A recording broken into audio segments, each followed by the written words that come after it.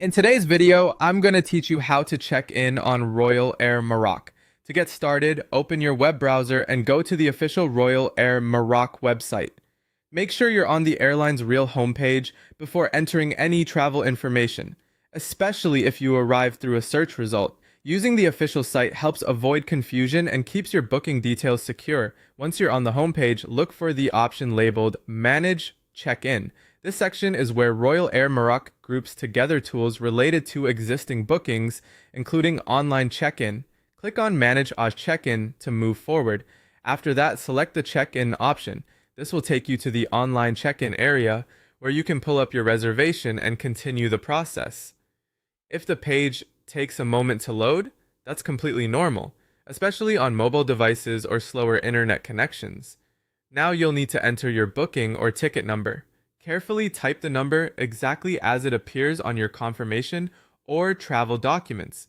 This is one of the most important parts of the process, so it's a good idea to double check for any missing characters or typing mistakes before continuing.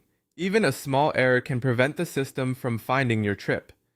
Next, type in your surname. Be sure to enter it the same way it appears on your booking. If your name includes multiple parts, use the surname shown in your reservation details.